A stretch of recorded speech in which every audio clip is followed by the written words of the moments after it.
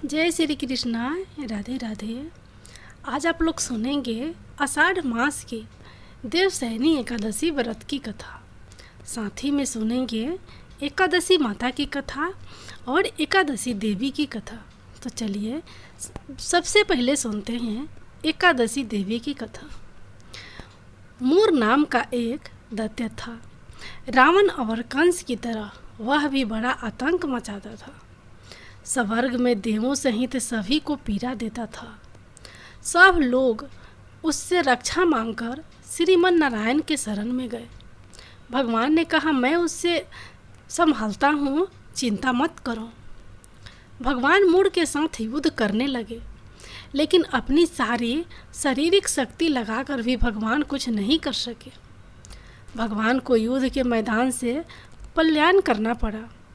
वे हिमालय की एक गुफा में छिप गए। मूढ़ भी उनका पीछा करते हुए वहाँ पहुँच गया।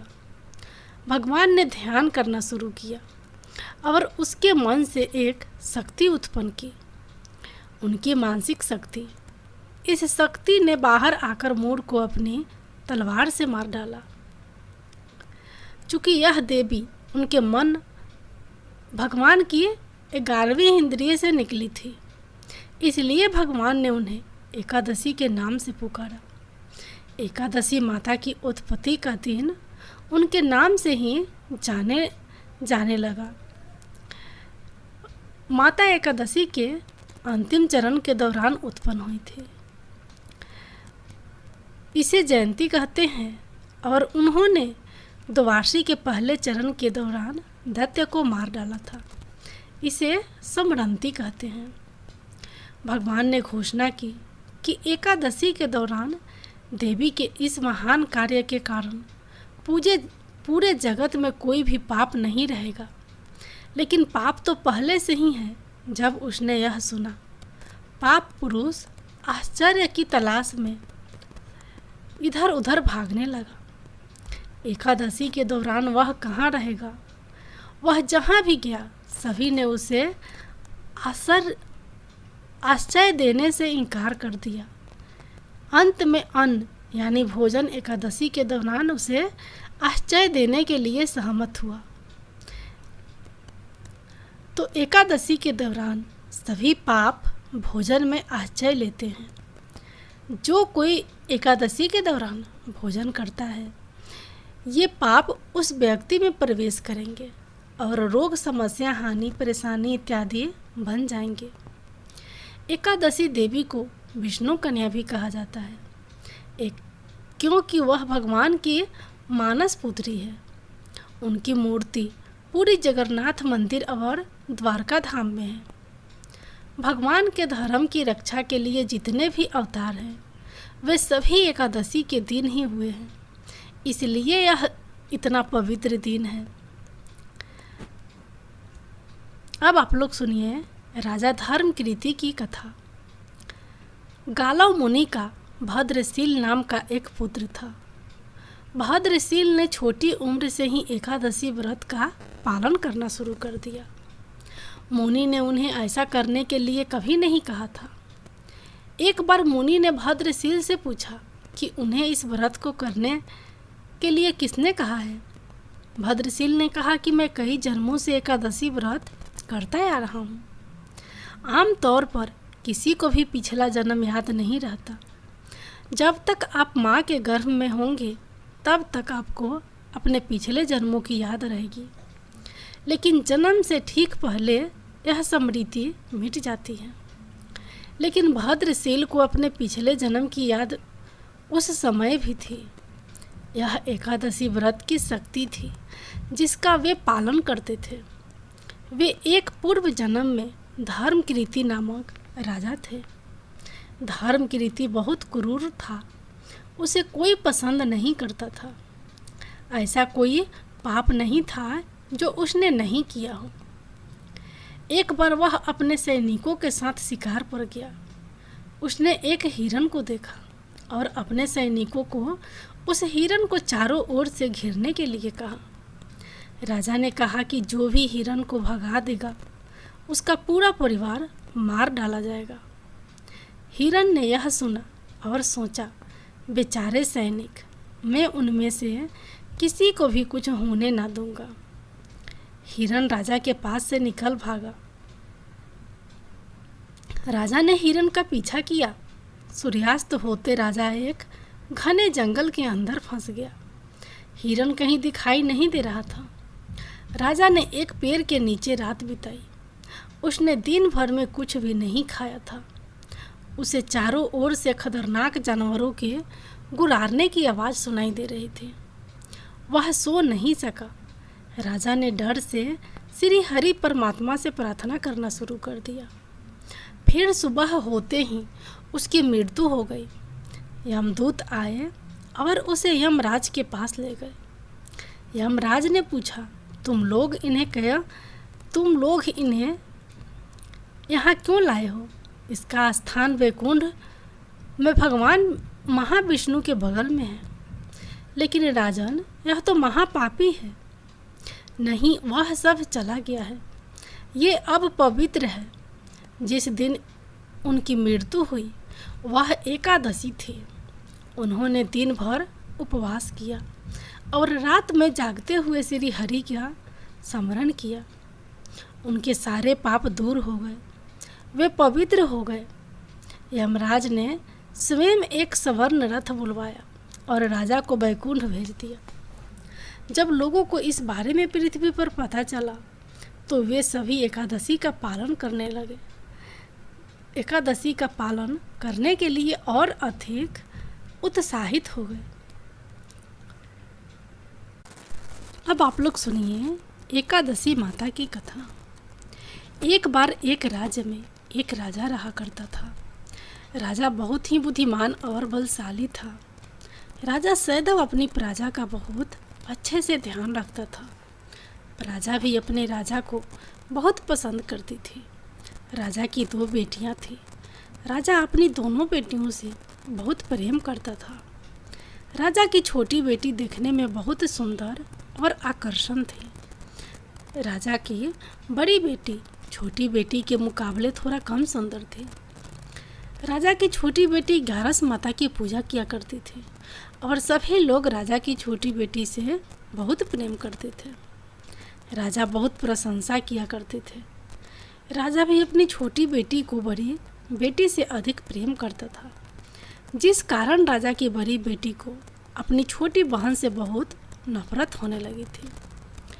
राजा की दोनों बेटियां जब बड़ी हो गई तब एक पड़ोस राज्य में रहने वाला राजकुमार राजा की बड़ी बेटी के लिए रिश्ता लेकर आया। लेकिन जैसे ही उस राजकुमार की नज़र राजा की छोटी बेटी पर पड़ी तो वह राजकुमार राजा की छोटी बेटी पर आकर्षण हो गया और उससे पहली नज़र में प्रेम कर बैठा। उस राजकुमार ने राजा की बड़ी बेटी के साथ विवाह करने से मना कर दिया और उसने राजा से कहा कि मैं आपकी छोटी बेटी से विवाह करना चाहता हूँ। जिसके बाद राजा की बड़ी बेटी यह देखकर अपनी छोटी बहन से बहुत क्रोधित हो गई और राजा की बड़ी बेटी ने अपनी छोटी बहन को अपना सबसे बड़ा दुश्मन मान लिया। राजा की बड़ी बेटी ने अपनी छोटी बहन से बदला लेने का निर्णय लिया, जिसके लिए उसने अपनी छोटी बहन को जान से मारने का प्लान बनाया। राजा की बड़ी बेटी ने अपनी छोटी बहन को मारने के लिए सबसे पहले एक लड्डू में जहर मिलाकर अपनी छोटी बहन को दे दिया और उसको लड्डू खाने के लिए कहा। लेकिन लड्डू खाने के बाद भी छोटी बहन को कुछ नहीं हुआ। बड़ी बहन यह देखकर बहुत आश्चर्यचकित हो गई, लेकिन बड़ी बहन ने हार नहीं मानी और उसने जब रात में छोटी बहन अपने कमरे में सो रही थी तब एक मटके में सांप रखकर उसे कमरे में छोड़ दिया। लेकिन सांप भी बहन का कुछ नहीं कर पाया। जिसके बाद बड़ी बहन ने अपनी छोटी बहन से कहा कि चलो हम लोग कुएं से पानी भर कर लाते हैं। जिसके लिए वह अपनी छोटी बहन को पानी भरने के बहाने कुएं के पास ले गई और उसने अपनी छोटी बहन को कुएं में धक्का दे दिया। लेकिन छोटी बहन को तब भी कुछ नहीं हुआ, क्योंकि हर बार 11 माता उसकी रक्षा कर रही थी और उधर बड़ी बहन अपने सारे प्रयासों के बाद असफल हो रही थी, जिससे वह बहुत क्रोधित होती जा रही थी। फिर उसने अपनी छोटी बहन के पास जाकर उससे खुद ही पूछा कि मेरी छोटी बहन, तुमको पता है भगवान ने सबकी मृत्यु एक निश्चित समय पर लिखी हुई है, और कैसे तुम्हारी मृत्यु होगी, क्या यह तुम जानती हो? तब छोटी बहन ने अपने बड़ी बहन को बताया कि हाँ, मैं तो जानती हूँ, मेरी मृत्यु कैसे होगी। छोटी बहन से यह सुनकर बड़ी बहन मन ही मन बहुत प्रसन्न होने लगी और उसने अपनी छोटी बहन से कहा कि तो मुझे अपनी मृत्यु का राज बताओ। छोटी बहन ने अपनी बड़ी बहन से कहा कि मेरी मृत्यु तो एक तोते में है, जो तोते के गले में एक हार है, उससे मेरी मृत्यु होगी। जब तक कोई भी व्यक्ति तोते को मारकर वह हार अपने गले में पहनेगा तो मैं मूर्छित हो जाऊंगी, और जैसे ही उस हार को अपने गले से उतारेगा तो मैं वापस से जीवित हो जाऊंगी। अपनी छोटी बहन की मृत्यु का राज जानकर बड़ी बहन बहुत खुश हो गई और उसने अपनी छोटी बहन को मारने के लिए उसके पालतू तोते को ढूंढना शुरू कर दिया। और छोटी बहन को इस बात का अभ्यास हो गया था कि कोई उसकी जान लेना चाहता है, जिसके लिए वह अपने पिताजी के पास गई और उसने अपने पिताजी से कहा कि पिताजी, मेरे मृत्यु के बाद आप मुझे जलाइएगा मत, बल्कि आप मुझे अपनी पुरानी वाली हवेली में एक पलंग में लिटा कर छोड़ दीजिएगा। अपनी छोटी लड़की की यह बात सुनकर राजा बहुत आश्चर्यचकित हो गए। राजा ने अपनी छोटी बेटी से पूछा, बेटी, तुम यह क्या कह रही हो? तब राजा की छोटी बेटी ने बताया, पिताजी, समय किसी के लिए नहीं रुका है, कब क्या हो जाए किसी को कुछ नहीं पता है। और फिर राजा ने अपनी छोटी बेटी से कहा कि तुम ऐसी बातें क्यों कर रही हो, क्योंकि 2-3 दिन में तुम्हारा विवाह है। लेकिन छोटी बेटी ने अपने पिताजी को ऐसा करने पर मजबूर कर दिया और उनसे वचन ले लिया। राजा ने भी अपनी छोटी बेटी की बात स्वीकार कर ली और 2-3 दिनों के बाद जब शादी का समय आया तब राजकुमार बारात लेकर आया। राजकुमार और राजा की छोटी बेटी का विवाह शुरू हो गया। जैसे ही राजा की छोटी बेटी राजकुमार के साथ 7 फेरे लेना शुरू करती है तो उसकी बड़ी बहन अपनी छोटी बहन के कमरे में जाकर उसके तोते को पकड़ लेती है और उसको जान से मार देती है। तोते की गले में जो हार था उसको अपने गले में धारण कर लेती है। जैसे ही बड़ी बहन उस हार को अपने गले में धारण करती है तो उधर छोटी बहन 3.5 ही फेरे ले पाती है और वहीं पर बेहोश होकर गिर जाती है। जिसके बाद राजा ने बड़े बड़े दर्द हाकिमों को बुलाया और अपनी छोटी बेटी का इलाज करने के लिए कहा। राजा की बात सुनकर वैद्य ने छोटी बेटी को जब चेक किया तो राजा को बताया कि आपकी छोटी बेटी ना तो जीवित है और ना ही मरी हुई है। यह मैं ऐसा पहली बार देख रहा हूँ। राजा ने वैद्य और हकीम की यह बात बाहर बताने को मना कर दिया और उनको कहा कि अगर तुमने यह बात कहीं बाहर बताई तो हम तुम्हें फांसी दे देंगे। राजा ने अपनी छोटी बेटी को पुराने महल में ले जाकर एक पलंग में लेटा दिया और वहाँ पर कुछ सैनिक को तैनात कर दिया। वापस अपने महल पर आ गया। राजा की बड़ी बेटी अपने पिताजी के पास आई और कहने लगी कि पिताजी, अगर यह शादी संपन्न नहीं हुई तो आपकी इज्जत का क्या होगा? आप कहे तो मैं आपकी इज्जत बचाने के लिए राजकुमार से शादी के लिए तैयार हूँ। जिसके बाद राजा ने अपनी बड़ी बेटी को बात मान ली। बड़ी बेटी की बात मान ली और राजा ने बड़ी बेटी को छोटी बेटी के कपड़े पहनाकर मंडप पर भेज दिया।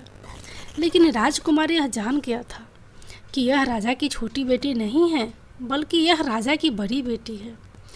लेकिन जब राजकुमार ने शादी करने से मना किया तो सभी लोगों ने राजकुमार को विवश करके राजा की बड़ी बेटी से बचे हुए फेरों को संपन्न करा दिया और विवाह करवा दिया। जिसके बाद राजकुमार राजा की बड़ी बेटी को अपने महल ले गया।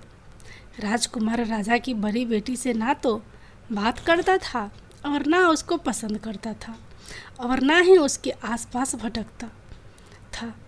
और राजकुमार ने यह फैसला लिया था कि अपनी प्रेमिका को ढूंढ कर रहेगा और यह जानकर रहेगा कि उसके साथ हुआ क्या है। एक दिन राजकुमार अपने घोड़े पर सवार होकर राजा के पुराने महल के पास पहुंच गया, जहां पर उसने कुछ सैनिकों को देखा। पहले महल के पास पहुंचकर राजकुमार ने जब महल को ध्यान से देखा तो वह समझ गया कि यह तो हमारे ससुर जी का महल है। तब राजकुमार ने सैनिकों से पूछा, तुम लोग यहाँ क्या कर रहे हो और इस महल के अंदर उस पलंग में कौन लेटा है? जिसके बाद सैनिकों ने बताया कि यहाँ पर राजा की छोटी बेटी लेटी है। यह सुनकर राजकुमार बहुत प्रसन्न हो गया और वह तुरंत अपनी प्रेमिका के पास पहुँच गया और उसकी सेवा करने लगा। जैसे ही रात हुई तो राजा की छोटी बेटी उठकर खड़ी हो गई। राजकुमार यह देखकर खुश हो गया और उसने अपनी प्रेमिका से पूछा कि तुम यहाँ क्या कर रही हो? तो तुम मेरे पास मेरे घर चलो। राजा की छोटी बेटी ने राजकुमार को सारी बातें बता दी कि मेरी जान एक तोते में बसती थी और मैंने यह बात सिर्फ अपनी बड़ी बहन को बताया है। मुझे पता है कि उसने ही मुझे मारने का प्रयास किया है। उसके पास एक हार है जिसको वह सुबह पहन लेती है और रात को उतार देती है। जब तक वह हार को पहने ले रहती है तब तक मैं मूर्छित रहती हूँ और जैसे ही वह हार को उतार देती है तो मैं जीवित हो जाती हूँ। और जब तक मेरी बहन के पास वह हार है तब तक मैं ऐसे ही जीवित और मूर्छित होती रहूँगी। अगर मेरी बड़ी बहन के पास जो हार है वह मेरे हाथों में लग जाए तो मैं हमेशा के लिए जीवित हो जाऊँगी। राजकुमार यह बात सुनकर राजा की छोटी बेटी के पास रहने का निर्णय लिया और उसने अपने बचे हुए सारे फेरे उस पलंग में लेटी राजकुमारी की छोटी बेटी के साथ ले लिया और अपना विवाह पूर्ण कर लिया और वहीं पर ही रहने लगा। देखते ही देखते कुछ समय में राजा की छोटी बेटी और राजकुमार की पत्नी पेट से हो गई। एक दिन राजकुमार को अपने किसी काम से बाहर जाना पड़ा। तब छोटी बहन के पेट में बहुत तेज से दर्द होने लगा। जिसके बाद उसने 11 माता का आह्वान किया। जिसके बाद वहाँ पर 11 माता प्रकट हुई और उन्होंने अपनी भक्तों के दर्द को दूर किया और एक पुत्र की प्राप्ति करवाई। और वहीं पर अचानक से राजकुमार भी आ गया। राजकुमार ने 11 माता को देखा तो वह आश्चर्यचकित हो गया और उसने तुरंत माता को प्रणाम किया और 11 माता ने राजकुमार से कहा कि जब तुम्हारा पुत्र 5 वर्ष का हो जाए तो तुम अपनी पत्नी का हार आकर इसके गले में डाल देना। और देखते ही देखते राजकुमार और राजा की छोटी बेटी का पुत्र 5 वर्ष का हो जाता है। तो राजकुमार अपने बेटे से कहता है कि बेटा, मैं कुछ काम से बाहर जा रहा हूँ, तुम अपनी माता का ध्यान रखना। और वहाँ से चला जाता है। राजा को बाहर निकलता देख बड़ी बहन के सैनिक देख लेते हैं और बड़ी बहन को जाकर सारी बातें बता देते हैं। जिसके बाद बड़ी बहन अपनी छोटी बहन के पुत्र को वहाँ से उठवा लेती है और उसको मरवा देती है। छोटी बेटी के पुत्र के 2 टुकड़े करवा देती है। पहला टुकड़ा चक्की के पास छुपा देती है और दूसरा टुकड़ा अपने पलंग के नीचे रख लेती है। अब 11 माता भिखारी का रूप लेकर आती हैं। एक भिखारी का रूप रखकर बड़ी बहन के पास चली जाती हैं, जिसके बाद वहाँ पर भिक्षा मांगने लगती हैं। बड़ी बहन अपने नौकरों से कहती हैं कि जाकर भिक्षा दे दो, लेकिन जैसे ही नौकर 11 माता का भिक्षा देने के लिए आते हैं तो माता उन्हें मना कर देती हैं और कहती हैं कि मैं तुम्हारी महारानी से ही भिक्षा लूँगी। जिसके बाद बड़ी बहन स्वयं ही भिक्षा देने के लिए माता के पास आती है। तब माता एक बिल्ली का रूप लेकर उसके कमरे में चली जाती हैं और वहाँ पर छोटी बेटी के पुत्र को 2 टुकड़े को आपस में जोड़ देती हैं और उसे जीवित कर देती हैं। उसे वहाँ से ले जाती हैं। राजकुमार अपने बेटे को लेकर अपनी पत्नी के पास जाता है और उसे कहता है कि तुम इसका ध्यान रखना। अगर तुम इस बच्चे का ध्यान अच्छे से रखोगी तो मैं तुमसे बात करूँगा। एक दिन राजकुमार अपने बच्चे से कहता है कि तुम मम्मी से उनके गले का हार मांग लो। जिसके बाद राजकुमार का लड़का अपनी मम्मी के पास जाता है और कहता है कि मम्मी, मुझे तो तुम्हारा हार चाहिए था जो तुमने गले में पहन रखा है। यह सुनकर पहले तो बड़ी बहन बहुत क्रोधित होती है, पर उसको यह याद आती है कि राजकुमार ने कहा था कि अगर मैं इस बच्चे का ध्यान अच्छे से रखूंगी तो वह मुझसे बात करेंगे, जिसके कारण वह हार को उस बच्चे को दे देती है और वह तुरंत हार को ले जाकर अपने पिताजी को दे देता है। और तभी राजकुमार अपने बेटे को लेकर वहाँ से जाने लगते हैं और अपनी पत्नी से कहता है कि तुम हमारे लिए खाना बनाकर रखना, मैं शाम को आकर तुम्हारे साथ खाना खाऊंगा। वह अपने बेटे को लेकर वहाँ से चला जाता है। जिसके बाद वह राजा के पास जाता है और उसको सारी बातें बता देता है। राजा अपनी बड़ी बेटी की यह कौतूहल सुनकर बहुत क्रोधित होते हैं और अपनी परवरिश पर ही दोष देने लगते हैं और राजकुमार को अपनी छोटी बेटी के साथ रहने के लिए आदेश देते हैं। एक बार प्रेम से बोलिए एकादशी माता की जय हो, भगवान विष्णु की जय हो, माता लक्ष्मी की जय हो। राज युधिष्ठिर ने कहा, हे केशव, आषाढ़ शुक्ल पक्ष की एकादशी का नाम क्या है? इस व्रत के करने की विधि क्या है और किस देवता का पूजन किया जाता है? श्री कृष्ण कहने लगे कि हे युधिष्ठिर, जिस कथा को ब्रह्मा जी ने नारद जी से कहा था वहीं मैं तुमसे कहता हूँ। एक बार देव ऋषि नारद जी ने ब्रह्मा जी से इस एकादशी के विषय में जानने की उत्सुकता प्रकट की। तब ब्रह्मा जी ने उन्हें खुद बताया। सतयुग में मधंता नामक एक चक्रवर्ती सम्राट राज करते थे। उनके राज्य में प्रजा बहुत सुखी थी, किंतु भविष्य में क्या हो जाए यह कोई नहीं जानता। अतः वे भी इस बात से अनभिज्ञ थे कि उनके राज्य में शीघ्र ही भयंकर अकाल पड़ने वाला है। उनके राज्य में पूरे 3 वर्ष तक वर्षा न होने के कारण भयंकर अकाल पड़ा। इस अकाल से चारों ओर तराही तराही मच गई। धर्म पक्ष के यज्ञ, हवन, पिंडदान, कथा, व्रत आदि में कमी हो गई। जब मुसीबत पड़ी हो तो धार्मिक कार्यों में प्राणी की रुचि कहाँ रह जाती है। प्रजा ने राजा के पास जाकर अपनी वेदना की दुहाई दी। राजा तो इस स्थिति को लेकर पहले से ही दुखी थे। वे सोचने लगे कि आखिर मैंने ऐसा कौन सा पाप कर्म किया है जिसका दंड मुझे इस रूप में मिल रहा है। फिर इस कष्ट से मुक्ति पाने का कोई साधन करने के उद्देश्य से राजा सेना को लेकर जंगल की ओर चल दिए।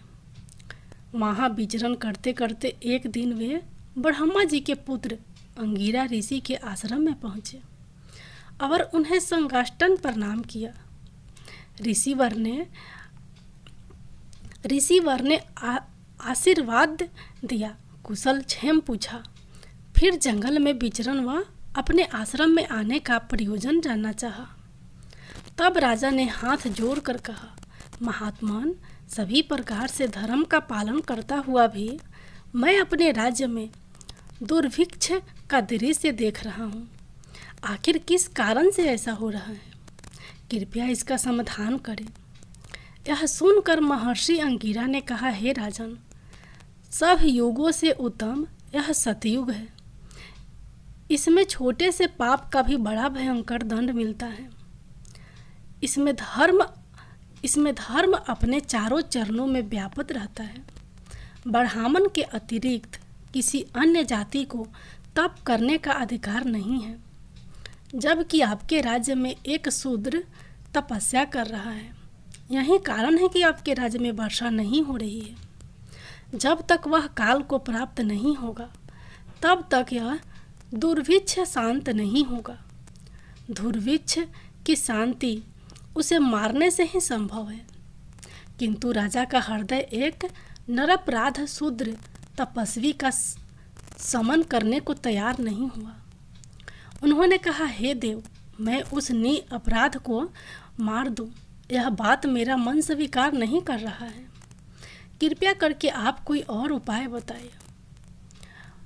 महर्षि अंगिरा ने बताया, आषाढ़ माह के शुक्ल पक्ष की एकादशी का व्रत करें। इस व्रत के प्रभाव से अवश्य ही वर्षा होगी। राजा अपने राज्य की राजधानी लौट आए और चारों वर्णों सहित एकादशी का विधि पूर्वक व्रत किया। व्रत के प्रभाव से उनके राज्य में मूसलाधार वर्षा हुई और पूरा राज्य धन धान से परिपूर्ण हो गया। माता लक्ष्मी की जय, भगवान विष्णु की जय। अब आप लोग सुनिए देवसैनी एकादशी की दूसरी कथा, राजा बलि और शंखचूड़ की कथा। हरिसैनी एकादशी के संबंध में एक कथा और है। राजा बलि ने जब वामन अवतार विष्णु को अपना सर्वस्व दान कर दिया, तो भगवान ने उन्हें पाताल लोक में रहने को कहा और वरदान मांगने के लिए कहा। तब राजा बलि ने उनसे शिव महापुराण के अनुसार दैत्यों का राजा दंभ विष्णु भक्त था। विवाह के कई वर्षों पश्चात भी जब उसके यहाँ संतान नहीं हुई, तो उसने शुक्राचार्य को अपना गुरु बनाकर श्री कृष्ण मंत्र प्राप्त किया।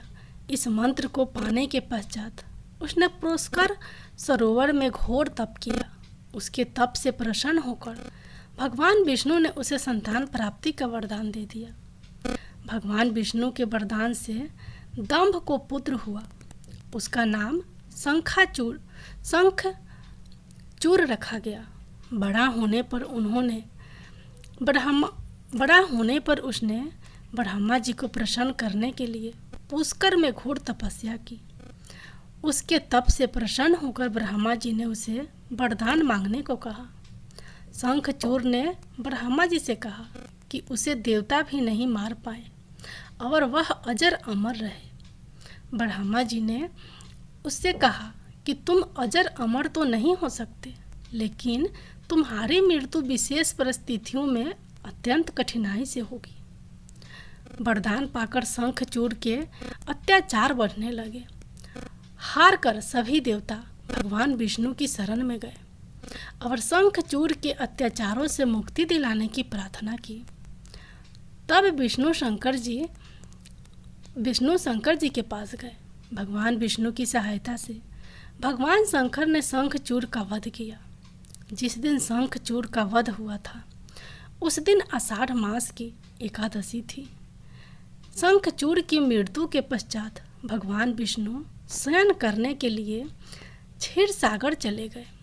भगवान विष्णु के शयन के लिए जाने के कारण इसे हरिसैनी एकादशी और देवसैनी एकादशी कहा गया। भगवान विष्णु के शयन के लिए जाने के कारण सृष्टि के पालन का कार्य भगवान शंकर ने अपने ऊपर ले लिया। देवसैनी एकादशी के बाद सावन माह शुरू हो जाता है, जिसमें शिव पूजा का विधान है। यही समय चतुर्मास का भी होता है, जिसमें साधु सन्यासी एक स्थान पर ही रहते हैं। ऐसी पौराणिक मान्यता है कि चतुर्मास के दौरान समस्त तीर्थ ब्रज में आ जाते हैं। इसलिए इस समय ब्रज की यात्रा करना बहुत ही पुण्यकारी और फलदायी माना गया है। हरिशयनी एकादशी के संबंध में एक कथा और है। राजा बलि ने जब वामन अवतार विष्णु को अपना सर्वदान कर दिया तो भगवान ने उन्हें पाताल लोक में रहने को कहा और वरदान मांगने के लिए कहा। तब राजा बलि ने उनसे अपने यहाँ निवास करने के लिए कहा। भगवान ने बलि से कहा कि वह सदा के लिए तो नहीं, लेकिन प्रति वर्ष कुछ समय यानी चतुर्मास का समय के लिए उसके यहाँ आया करेंगे।